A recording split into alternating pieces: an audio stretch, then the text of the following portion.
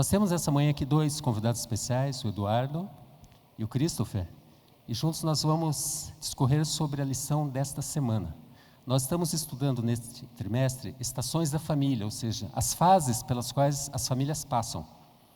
Mas antes eu gostaria de avisar aqueles que têm crianças, trouxeram crianças, que as unidades infantis estão funcionando normalmente nas salas, né? Nós temos então um momento que você pode levar seu filho até lá e ele participará da lição e retornará mais tarde para participar do culto juntamente conosco. E nós gostaríamos também de avisar assim que durante esse período que nós estamos ainda em adaptação para esse horário de 9 horas e 30 minutos, algumas coisas têm acontecido até que tudo se normalize, e nós sempre estamos reservando alguns lugares. Vocês podem ver que tem alguns bancos que têm algumas indicações de que o local está reservado para professores, pais, mães e crianças. Então nós pediríamos que fossem respeitados esses avisos para que a gente possa ter um culto bem organizado. Então, sobre o tema da lição, especificamente desta semana, fala sobre o testemunho que nós podemos dar através do nosso lar, da nossa casa, da nossa família.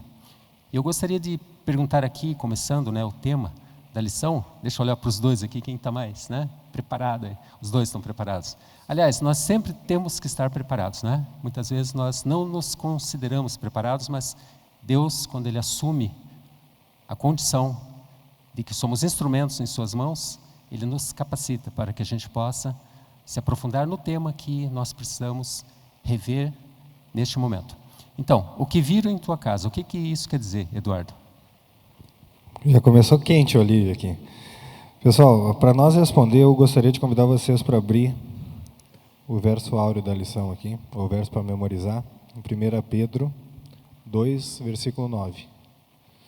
1 Pedro 2, versículo 9.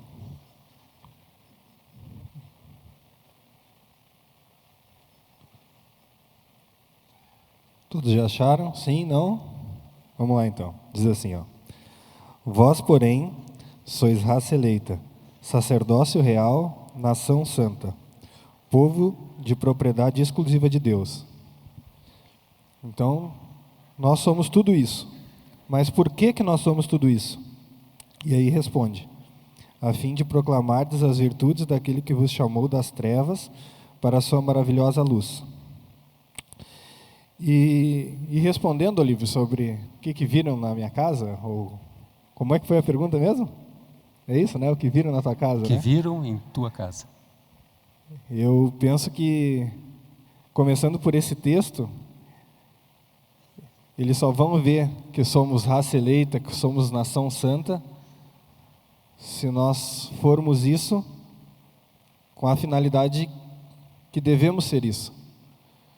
Então, precisamos proclamar, e é isso que a gente vai estar falando aqui, de alguns erros que aconteceram, de algumas situações que a gente verifica nos nossos lares, e a gente espera que no final a gente consiga dar um fechamento bem legal para a gente como igreja conseguir crescer cada vez mais nisso.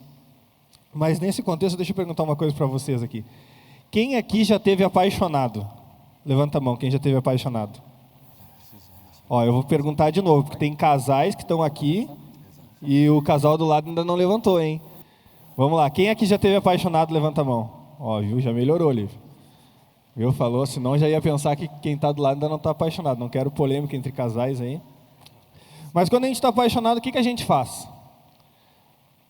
A gente normalmente começa a falar daquela nossa paixão para a pessoa que a gente conhece, não é assim? Então a gente chega em casa e fala, olha, conheci alguém, ou às vezes não chega em casa, fala para um amigo no colégio, na faculdade, em algum lugar, no trabalho. E essa paixão que a gente tem pela pessoa que Deus permitiu que a gente conhecesse, é o que Ele pede que a gente tenha também quando a gente está proclamando a mensagem. Então é uma situação bastante corriqueira para nós, pensando do ponto de vista humano, a gente imaginar uma paixão que existe entre duas pessoas, e muitas vezes difícil da gente aplicar isso na nossa vida quando se diz respeito ao nosso amor, à nossa paixão por Jesus. Então uma primeira reflexão talvez seja essa: como que a gente consegue transformar isso, como que a gente consegue demonstrar essa paixão toda por Jesus para as pessoas que estão ao nosso lado, como faríamos quando queremos apresentar ou falar da pessoa que a gente conheceu ou tem como companheiro. Queria falar, Christopher, desculpa, te cortei aqui. Eu queria só lembrar que quando a Bíblia fala sobre santidade, é porque é separado por um propósito específico.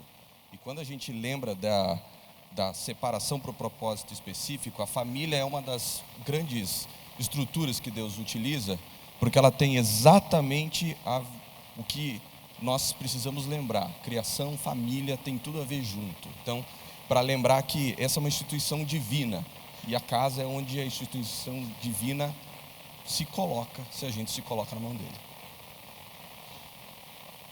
E aqui, Olívio, vamos passar para o tema de domingo. Aqui está falando aprendendo com o erro de um rei. Inclusive, até se a gente parar para pensar, durante este trimestre que está se encerrando, nós falamos sobre vários momentos pelos quais nós passamos, momentos de solidão, momentos de tristeza, de alegria. E agora nós estamos falando dentro de um contexto assim de sociedade, onde a sociedade hoje ela interage, não é mesmo? E nós temos assim aquele momento em que nós podemos receber pessoas em nossa casa, nós podemos acolher pessoas, nós podemos visitar pessoas, que são coisas que hoje se acontecem de uma forma muito diferente daquilo que era o propósito inicial, né? Quando nós falamos em hospitalidade, hoje a gente confunde um pouco e a gente pensa mais em entretenimento. Então a questão que você vai colocar agora aí a partir da parte de domingo, né, que começa a lição com um tema bastante interessante, é um relato bíblico onde nós vamos perceber uma experiência de uma pessoa bastante importante naquele contexto histórico do reino de Israel, que recebeu uma graça de Deus, um milagre em sua vida. Entretanto, ele, ao invés de aproveitar a oportunidade para testemunhar do poder de Deus, ele acabou chamando para si a atenção e acabou trazendo uma consequência bastante trágica, né? Você vai falar sobre isso. Mas antes eu gostaria de saudar aqueles que estão também participando conosco através da internet, através das nossas redes sociais, e indicar para vocês que você também pode participar interagindo através do WhatsApp.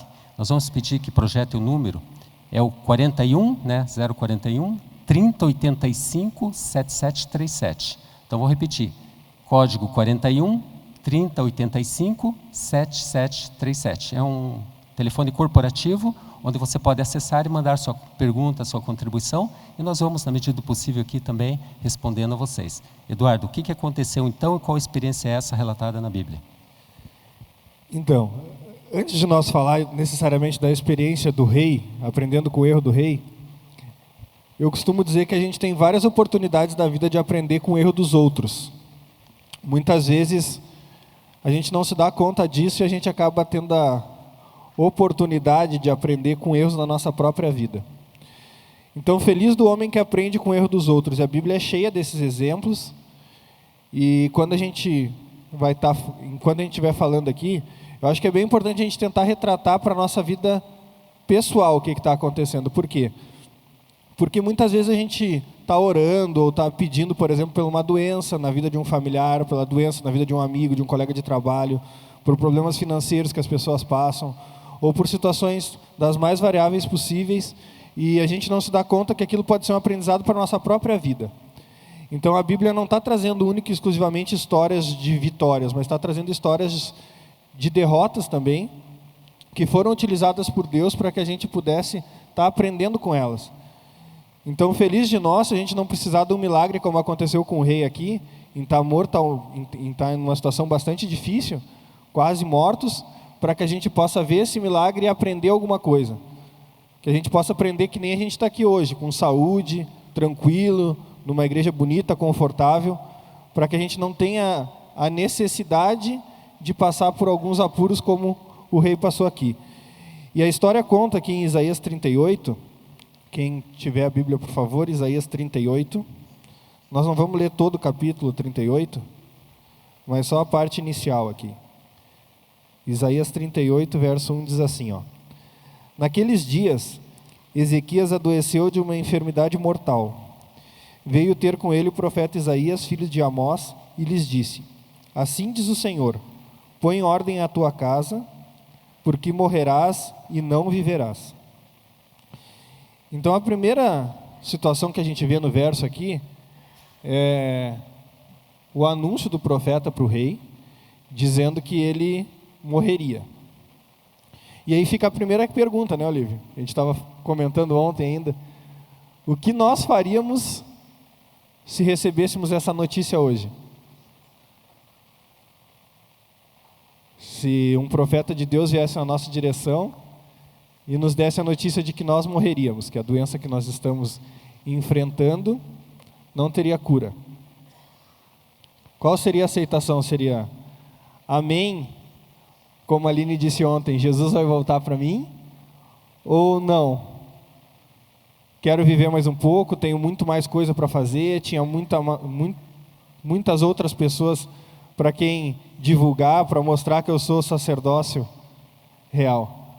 Até vamos fazer abrir um parênteses aqui, vou perguntar para o Christopher, em função da sua área de atuação profissional, né? Você se depara com muitas situações, certamente, onde pessoas já têm essa sentença, né? Porque hoje, eu não sei o que é pior, né? Quando você sabe que vai morrer, e todos nós, se Jesus não voltar antes, devemos passar por essa experiência. Se é pior quando você sabe que você está condenado à morte, ou quando você está vivendo a vida e sabe que um dia vai acontecer, mas não sabe quando isso vai acontecer. E talvez esse problema surja muito assim, em aspectos psicológicos, né, de trabalho que é feito com pessoas que sabem que estão com uma doença incurável, que vão ter que enfrentar esse problema, a família toda está sofrendo, está morrendo um pouquinho também, juntamente. E no aspecto assim, psicológico, gostaria que você fizesse uma abordagem, depois nós vamos fazer uma observação também do ponto de vista aqui espiritual e até em relação a essa experiência do rei Ezequias, né? Olívio, interessante é que quando nós pensamos em morte, a gente acredita que só as pessoas que estão doentes ou em situações estão suscetíveis a isso, mas todos nós estamos o tempo inteiro. A diferença é que quando a gente tem a ideia de morte próxima da gente, a gente pode rever alguns pontos na nossa vida.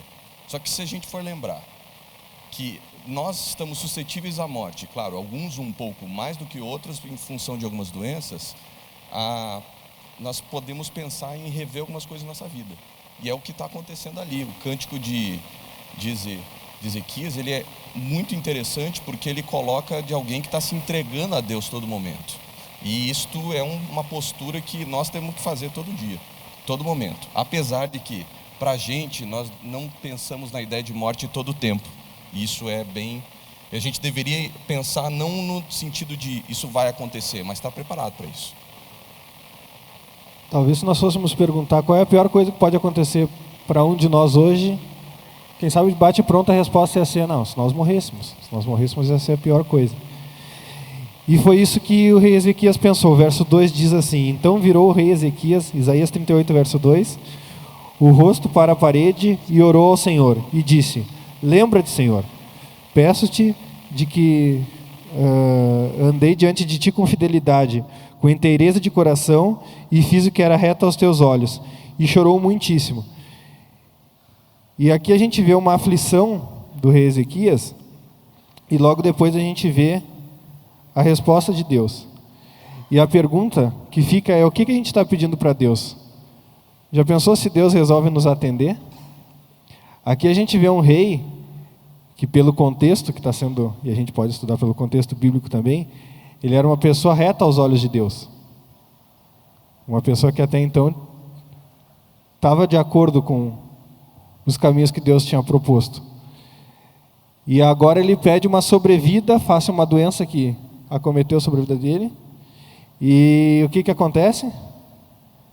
Acontece que, com a bênção que ele recebeu, parece que facilmente ele esqueceu do caminho que ele tinha trilhado até então, é isso? Ele ganha aquele salvo-conduto de Deus de mais 15 anos de vida, do qual ele poderia fazer um monte de coisa, porque ele sabia, e quem sabe quanto era? E Deus falou: você terá mais 15 anos, faz o sol regredir 10 graus para mostrar. E isso tudo é uma manifestação que Deus está colocando para ele, para que ele possa fazer coisas boas para a vida dele e para o povo dele, já que ele era o rei. O problema é que não foi exatamente o que ele fez, né?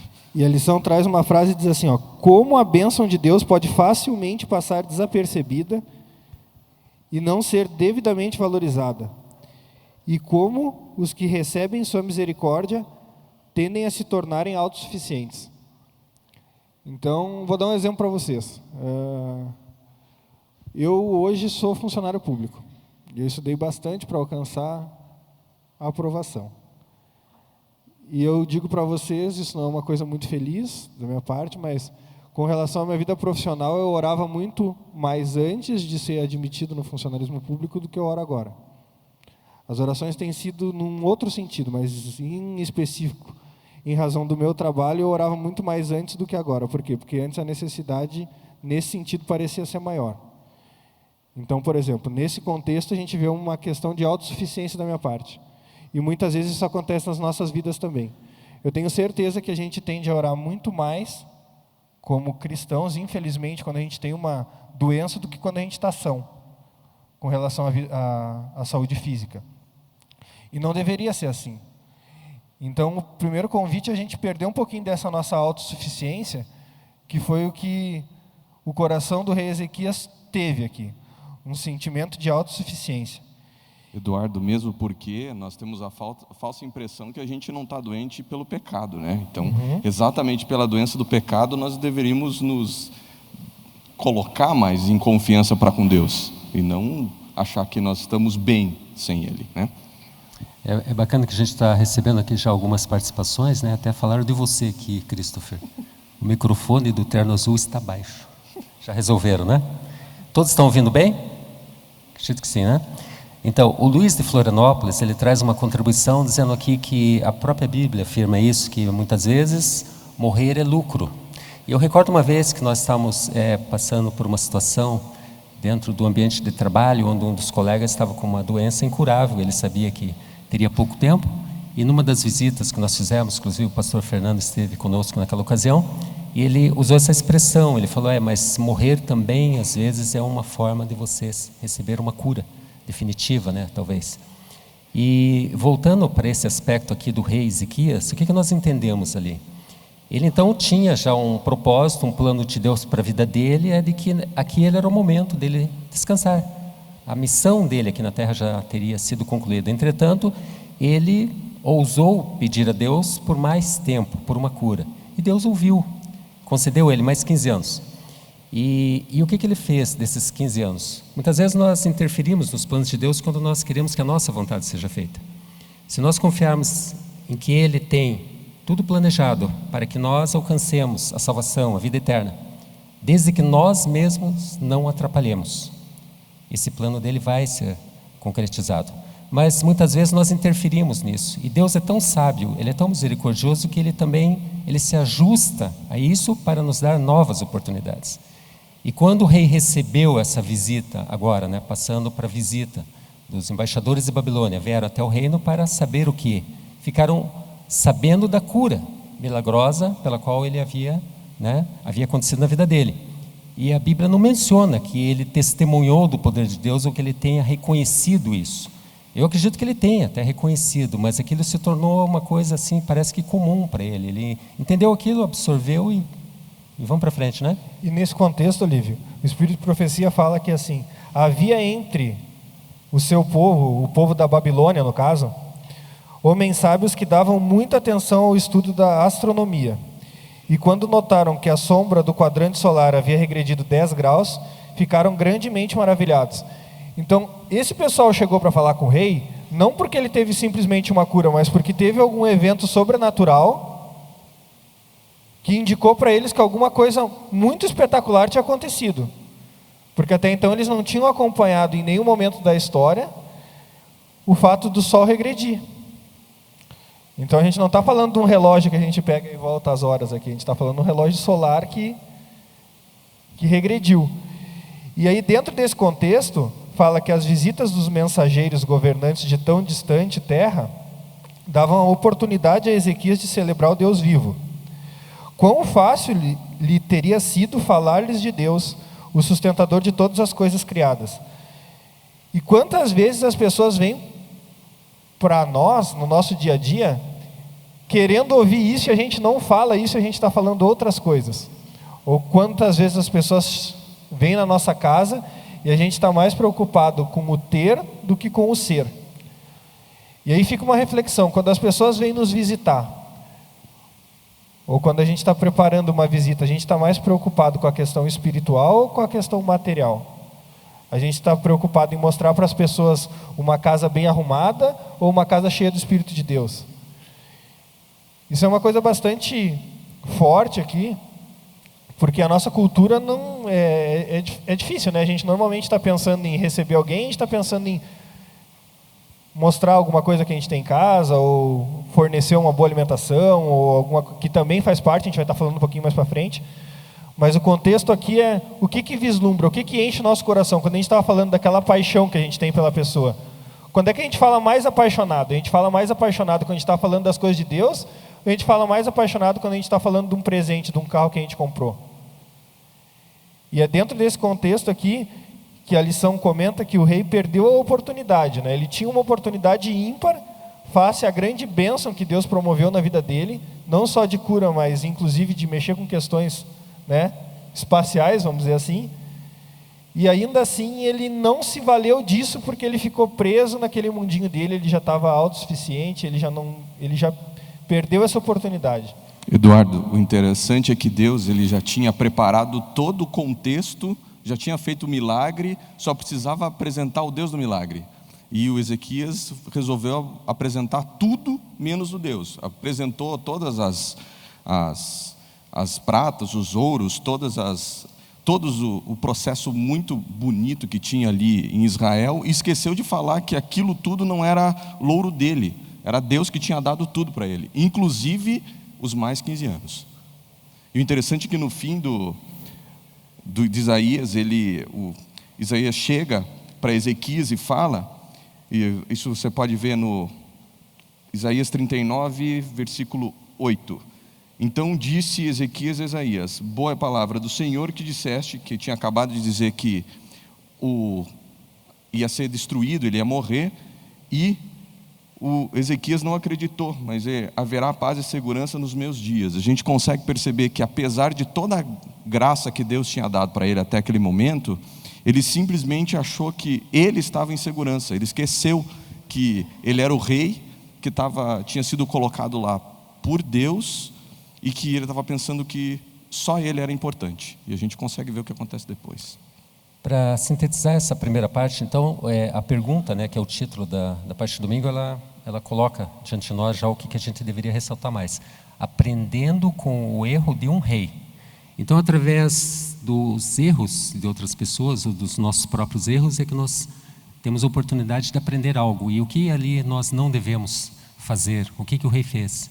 Ele procurou mostrar aquilo que ele tinha, aquilo que ele possuía, aquilo que ele considerava como riqueza, que eram bens materiais, e não aproveitou a oportunidade de testemunhar. Eu fico imaginando o que teria acontecido naquele momento se ele tão somente tivesse enfatizado mais a questão da presença de Deus na vida dele e o milagre que havia acontecido em sua vida.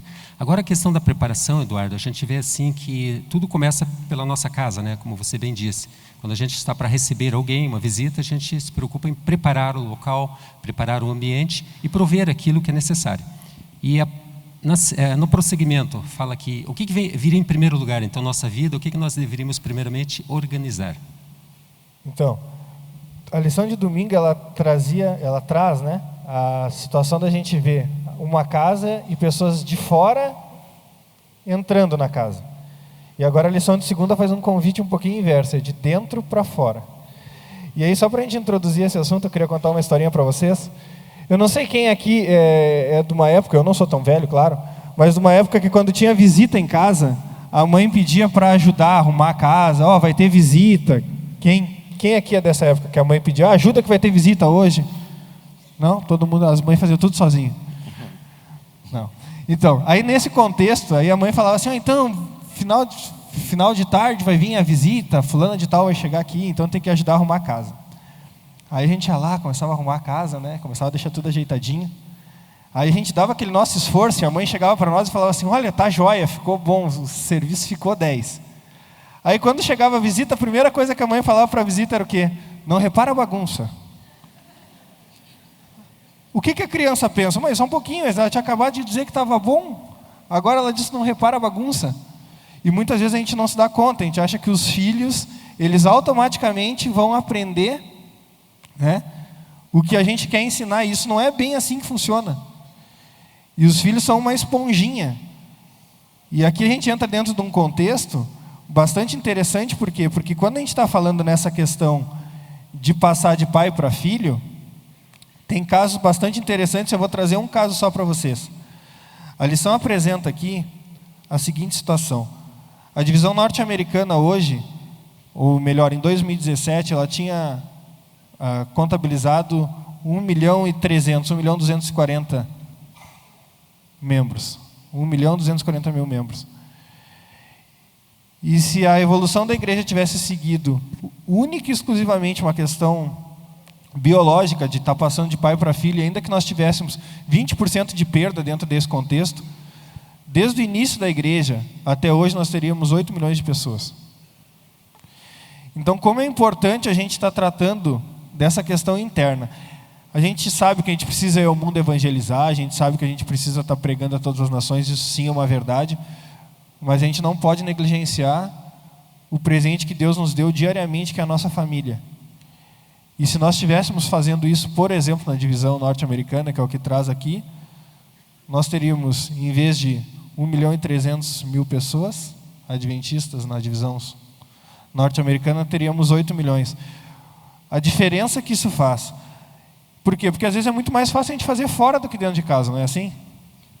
Quem está próximo da gente dentro de casa vê nosso real, né? E essa é a grande dificuldade e a grande facilidade, dependendo de como a gente vai resolver se comportar dessa maneira, né? O interessante é que a lição ela traz de uma forma bem clara de que a gente precisa ensinar como é que a gente acredita. Não é apenas por osmose ou por uma maneira indireta. Precisa ter intenção, precisa ter vontade de poder ensinar. Principalmente quem está dentro da sua casa, que é quem te vê nas suas fragilidades mais amplas. E nesse contexto ainda de precisar ensinar, o comentário da lição, ele traz um trecho de orientação à criança, página 474 e 475. É muito forte que eu vou ler aqui. Eu ainda não sou pai, mas é uma mensagem que já fala ao meu coração e eu gostaria de estar compartilhando com vocês. Diz assim, ó: o Senhor trabalharia no coração dos filhos se os pais cooperassem com os agentes divinos, mas Ele não fará o que foi designado como sendo sua parte do trabalho. Pais, vocês devem despertar de sua sonolência letal.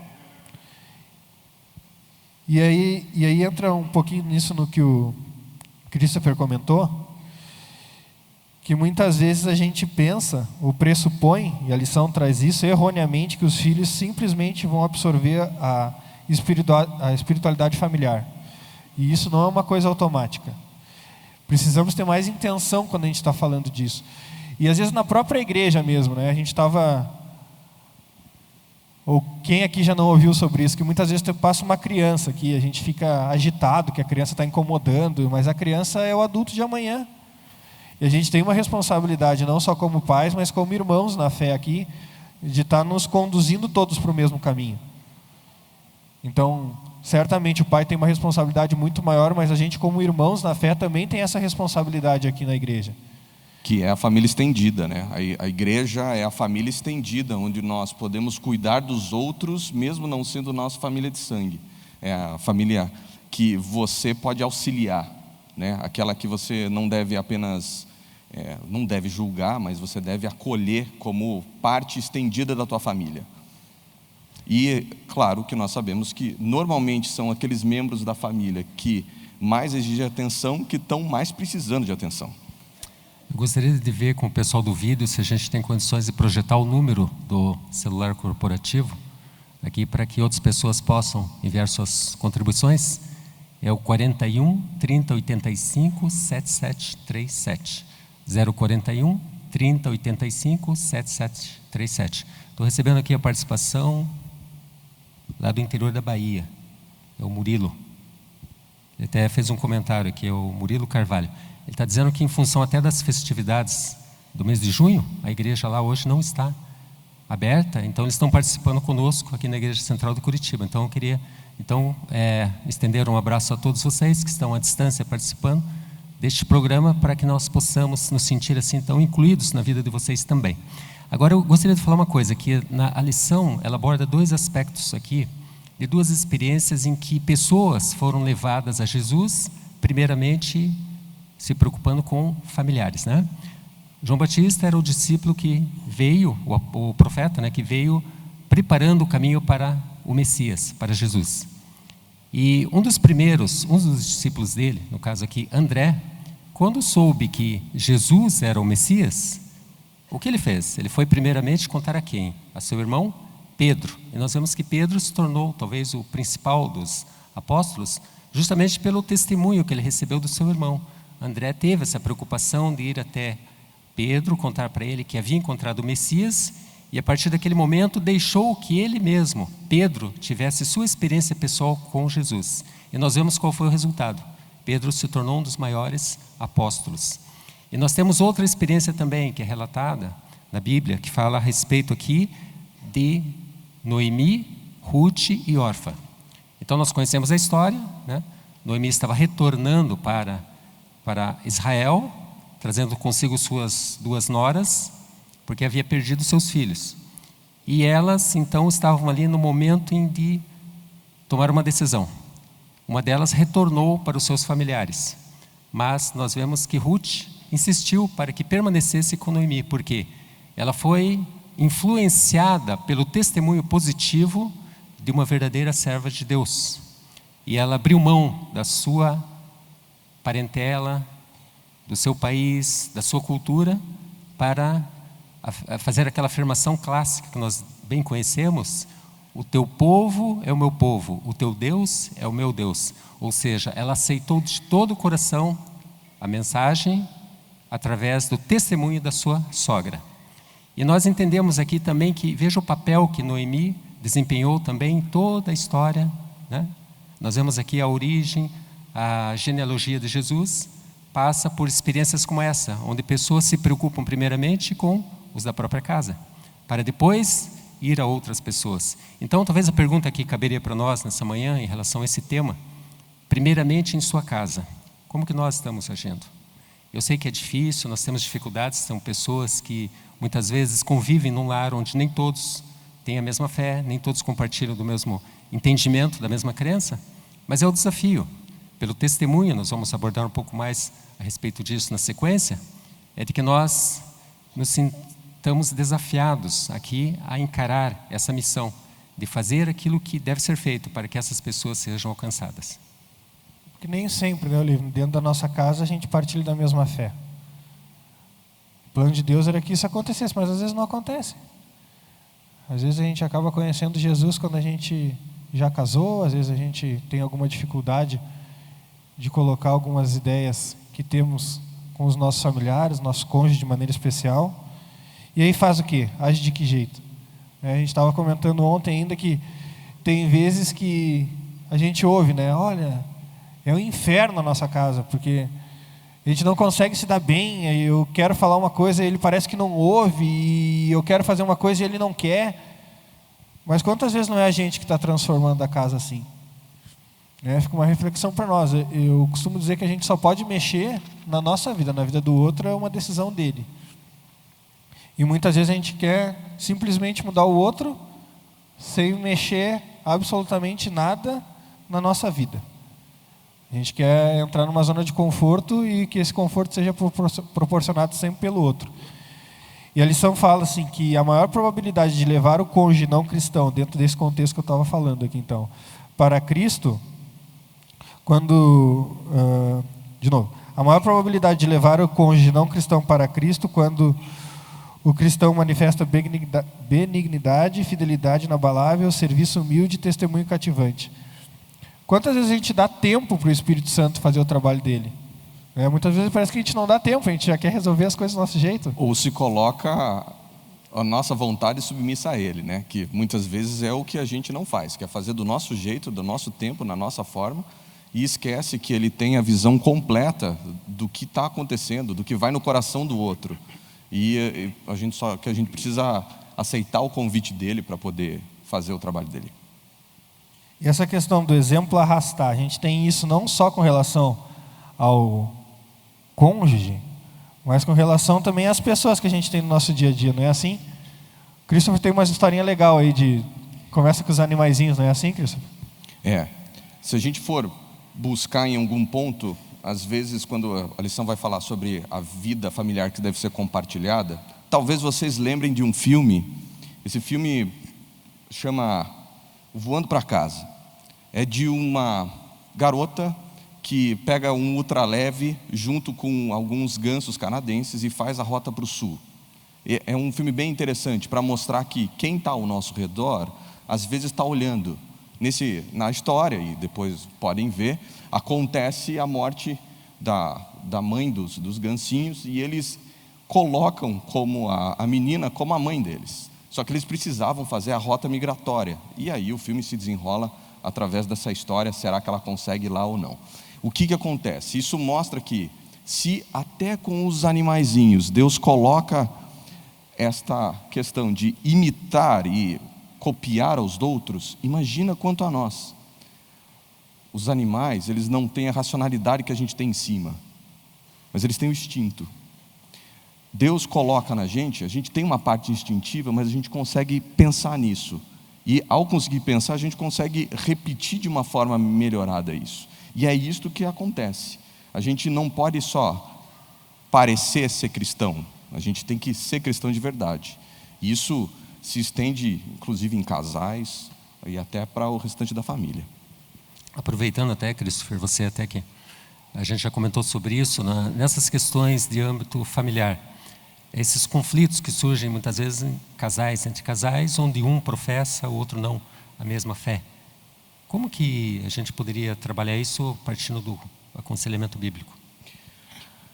Bom, a lição ela é clara em ela trazer o que a Bíblia diz, de que caso a única forma de você sair desse relacionamento, se for, é se houver uma quebra completa do que tinha acontecido.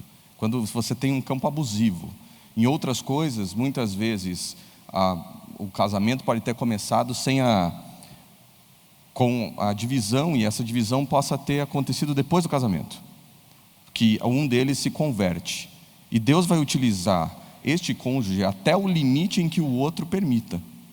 Mas a pessoa tem que entender que o primeiro relacionamento dela é com Deus, e o esposo ou a esposa vai, em algum momento, perceber aquela pessoa lá dentro como um servo de Deus, e ela pode se converter ou não. E a única coisa que a lição diz claramente é que, a não ser que esta pessoa quebre a fidelidade com Deus ou queira forçar o cônjuge a quebrar esse relacionamento, o casamento deve ser mantido. E a grande questão é que a paz que tem é a paz que está junto de Deus. A gente conseguir ter a coerência de estar alinhado com Ele. E sabe que dentro desse contexto, da gente buscar, eu não sei se vocês já pararam para pensar, talvez algumas pessoas pensem nesse sentido assim, será que a gente consegue influenciar alguém? Não sei se todos já pararam para pensar isso, mas daqui a pouco a gente vê alguém, olha, aquele fala tão bem, aquele age de uma forma que eu gostaria de agir, aquele canta, mas eu não consigo influenciar ninguém. Eu sou tão quietinho, eu não falo quase nada. Será que a gente não influencia ninguém mesmo? E aí o comentário da lição traz algo bastante interessante. Diz assim, é impossível nós vivermos de maneira que não exerçamos influência no mundo. Membro algum da família poderá encerrar-se em si mesmo de maneira que nenhum outro membro não lhe sinta a influência e o espírito. Então todos nós exercemos influência sobre alguém. Às vezes até o fato de a gente ficar quieto, trancado no nosso quarto, ou falando com pouca gente, vai estar influenciando na vida das pessoas que convivem conosco na casa. Isso pode ser positivo ou pode ser negativo.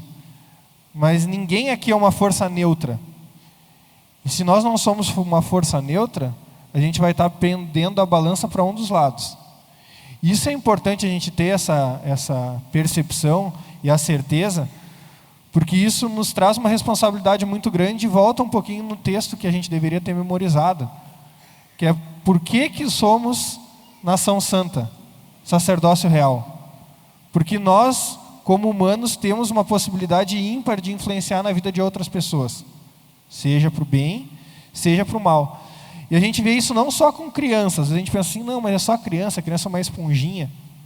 Ainda ontem eu estava com a minha esposa, a gente estava vendo um videozinho. A gente tem um casal de amigos que o pai é apaixonado por jogar futebol. Acho que ele joga futebol quase todo dia. E aí a criança com uma bolinha em casa, chutando e falando gol, gol, gol do golaço, gol do golaço. Por quê? Porque ela suga aquilo. Mas será que é só a criança que faz isso? Eu não sou casado há muito tempo. Certamente tem pessoas que estão casadas há muito mais tempo. Estou casado há 5 anos só. Mas a gente já vê várias características da minha esposa em mim e características minhas da minha esposa. Desde alguns gostos que a gente modificou, até situações e questões de personalidade, de perfil. Será que isso está acontecendo só na minha casa? Certamente não. Nós somos muito influenciados. Muitas vezes até uma questão, tem pessoas que saem para viajar, vão para um lugar, pega um pouquinho da forma como a pessoa, né, fala e traz um pouco daquele sotaque, ou perde um pouco do sotaque. E são situações externas, mas também muitas situações internas. E aí fica o convite para a gente não esquecer, para a gente ter sempre em mente que estaremos exercendo influência sobre alguém. E estaremos sendo influenciados por alguém também, né? E aí entra aquele contexto, né? Quem aqui já não ouviu, ou vai estar ouvindo a primeira vez, acho que é importante refletir sobre isso. Nós somos a média das 5 pessoas que a gente mais convive. Então, saber com quem estamos andando, o que está alimentando ou influenciando a nossa mente é algo extremamente importante. Porque a gente precisa ser um agente de influência, mas a gente precisa também estar blindado sobre as influências que recebemos. Acho que foi bem importante esse ponto também, trazer isso. E para fechar aqui, a gente vê centros de amabilidade. Acho que o primeiro que a gente pode lembrar na igreja é a própria escola sabatina. É um centro de amabilidade que nós temos que ampliar. É onde nós colocamos nosso coração em conjunto dentro das classes, né? E que você começa a entender e saber quem que é aquela pessoa que está junto da tua classe. Esse é um dos pontos, talvez para dentro da igreja. E dentro desse contexto a gente vê 3 histórias, a gente não vai discorrer todas elas, mas na primeira história a gente vê uma visita que Abraão e Sara receberam. Não vou entrar no contexto aqui de quem é a visita, mas a gente vê nesse momento ela fazendo pão, dentre outras coisas, para receber bem a visita. No segundo exemplo que a gente tem aqui, a gente vê que Rebeca, ela não fez o pão, mas ela se possibilitou buscar água, e não só para o viajante, mas também para o camelo. A gente estava até comentando em casa sobre, quando a gente estava comentando a lição, imagina só, a gente cansado, não tem água em casa na torneira, então a gente vai ter que ir lá, pega um cântaro de água, vem trazendo. Aí chega a visita, daí tu não, beleza, pega um copinho aqui que eu vou encher o teu cântaro. Aí a visita olha e diz assim, tô com uns camelos aqui também. Lembrando que camelo toma 100 litros d'água, né? Imagina quanto que não deve ter enchido. E ela foi lá, tranquilamente, com amor fazendo isso. E aí até comentávamos ontem, né? Muitas vezes já aconteceu comigo, assim, eu tô saindo do trabalho na hora do almoço, aí o que acontece? Aí tem uma pessoa, podia um pratinho de comida e tal, ou me levar junto. Não, beleza. A gente vai lá, faz, tudo certo. Aí sai de lá, tem outra pessoa. Qual é a primeira coisa que vem na mente? Não, hoje eu já ajudei, né? Eu ajudei na entrada, vou ajudar na entrada, na saída, não tem condições. A minha cota do dia está A minha cota do dia já está feita. E a gente vê aqui um exemplo que ela está fazendo não só para ela, como também para os animais. E aí fecha esse contexto com a história de Jesus, que ele nem tinha feito pão, nem tinha o cântaro, mas ele se permitiu, como Cristo, a estar entrando na vida da pessoa e exercendo essa questão da amabilidade com a própria vida, não necessariamente com uma água, não necessariamente com pão, com uma acolhida, mas ele se permitindo ir à casa da pessoa. Muitas vezes a gente fica pensando, será que a gente tem condições de receber uma pessoa na nossa casa, né? Será que a gente teria condições de fazer alguma coisa para alguém? Eu vejo essa pessoa, eu não sei o que eu posso oferecer para ela. Muitas vezes é só a gente se doar, a gente se oferecer, a gente ir num parque, a gente conversar. E muitas vezes até isso a gente se priva de fazer. E lembrar que a gente é a igreja, né? A igreja não é o prédio, né? A igreja não é o prédio, nós que somos a igreja. Então, a gente pode ser o centro aonde quer que a gente esteja. E a lição diz assim, fechando ali quinta-feira, diz assim: às vezes as famílias reclamam que lhe faltam acomodações, estrutura, tempo e vigor para oferecer hospitalidade. Outros se sentem inadequados, sem habilidade e inseguros quanto ir além do que é familiar para se associarem com os incrédulos. Alguns desejam evitar as complicações que surgem do envolvimento com outros. E aí é bem isso. Hoje a gente vive numa zona de conforto muito grande. Muitas vezes a desculpa é com relação à segurança, é com relação a situações que o mundo pode influenciar de maneira negativa, mas na grande maioria das vezes é pela uma falta de comprometimento nosso e entender qual o nosso a nossa real atividade aqui como cristãos, né? E aí eu gostaria de fechar minha participação aqui, Olívio, trazendo essa reflexão sobre a pergunta que a lição de quinta faz. Ela diz assim: que mudanças você, e quando eu falo você, é você e eu, precisamos fazer para que o nosso lar se torne mais forte espiritualmente e seja uma bênção aos nossos semelhantes? Que mudança a gente precisa fazer no nosso lar e que mudança a gente precisa fazer na nossa vida? E o comentário da lição, ele diz que o amor obterá a vitória onde o argumento e a autoridade são impotentes. Então a gente precisa permitir que esse amor ele transborde no nosso coração, ele transborde na nossa casa, ele transborde nas nossas relações, para que a gente consiga alcançar o objetivo que Deus nos propõe. Amém. Eu gostaria de mencionar aqui a participação também do Luciano, de Juazeiro do Norte, da Maria Lúcia de Salvador, e mais algumas outras pessoas que se manifestaram nesse sentido, de que o nosso testemunho, aquilo que nós conseguimos dentro do nosso próprio lar, é que nós seremos capacitados então para alcançar outras pessoas. E o Christopher bem mencionou aqui o privilégio que nós temos de termos unidades da Escola Sabatina, onde você pode se confraternizar, se pode interagir com essas pessoas, se tornar um membro dessa pequena unidade, dessa família, para que você tenha uma vida dentro daqueles princípios que nós como igreja professamos. Eu gostaria de fazer um encerramento aqui, se vocês me permitem, nós estamos já com o nosso tempo esgotado, de dizer o seguinte: na última experiência que é mencionada na lição a respeito da hospitalidade, é trazido aqui aquelas passagem onde Zaqueu procura Jesus. E qual foi o desafio que Jesus lançou para ele? E esse é um momento que eu vejo assim uma certa solenidade, porque nós estamos diante desse mesmo momento na nossa vida. Eu gostaria que vocês agora se colocassem em pé, para que a gente possa fazer aqui um compromisso diante de Deus a respeito da aceitação desse desafio que Jesus lançou para Zaqueu e que lança sobre cada um de nós nessa manhã.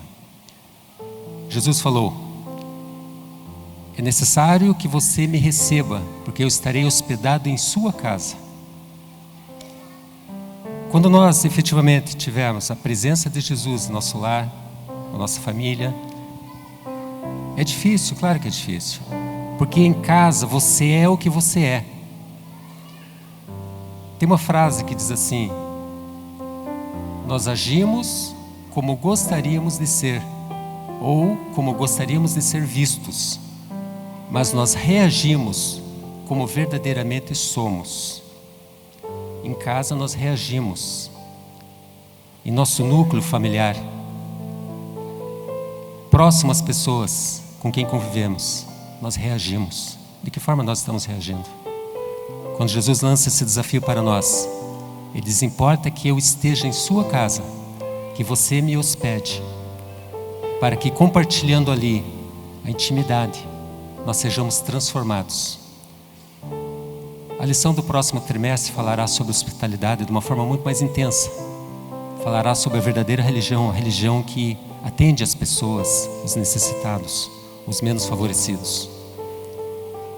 Que nós assumamos diante de Deus a nossa condição de que nada somos, de que somos os primeiros necessitados. Somos aqueles que precisam passar por uma transformação, para que outras pessoas, através daquele desafio que Paulo disse, que ele era um modelo, mas ele seguiu o modelo, que era Jesus, se concretize na vida de cada um de nós.